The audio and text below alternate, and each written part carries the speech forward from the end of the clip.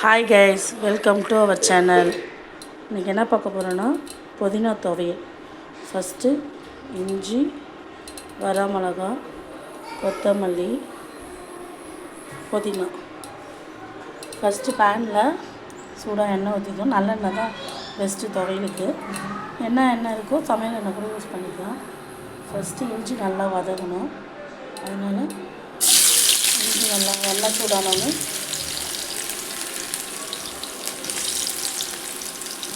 இது நல்லா போட்டுக்கணும். இது காஞ்ச மிளகாய்,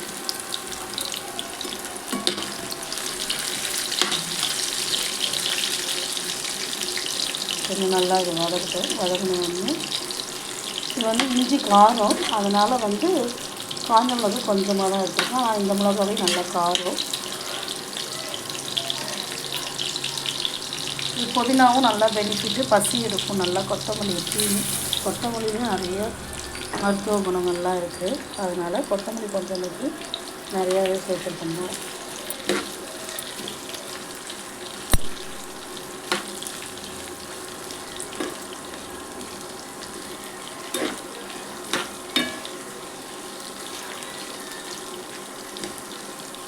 இந்த புதினா பார்த்திங்கன்னா எங்கள் வீட்லேயே செடி வாங்கிட்டு வந்தது, குச்சை நட்டு வச்சேன்.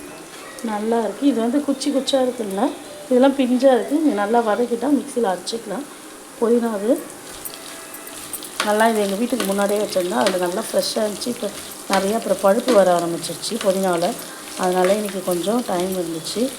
அதனால் பறிச்சுட்டு கொத்தமல்லினா இது இட்லி தோசைக்கு சாப்பிட்டுக்கலாம். சாதத்துக்கு வெறும் சாதம் வடித்து சூடாக துவையில தாளிச்சிட்டு அரைச்சதுக்கப்புறம் நல்லெண்ணெய் போட்டு சாப்பிட்டிங்கன்னா அவ்வளோ டேஸ்ட்டாக இருக்கும். புதினாவிலையும் நிறைய பெனிஃபிட்ஸ் இருக்குது. ஸ்கின்னுக்கு, டைஜஷன் ப்ராப்ளத்துக்கு, இம்யூனிட்டிக்கு. கொத்தமல்லிக்கும் அந்த மாதிரி இருக்குது. அதனால் புதினாவுக்கு அடுத்தது இதெல்லாம் நல்லா வதங்கிடுச்சு பாருங்கள். கோல்டன் ப்ரௌன் ஆகிடுச்சு கொத்தமல்லிலாம். அடுத்தது புதினாவை போட்டுக்கலாம்.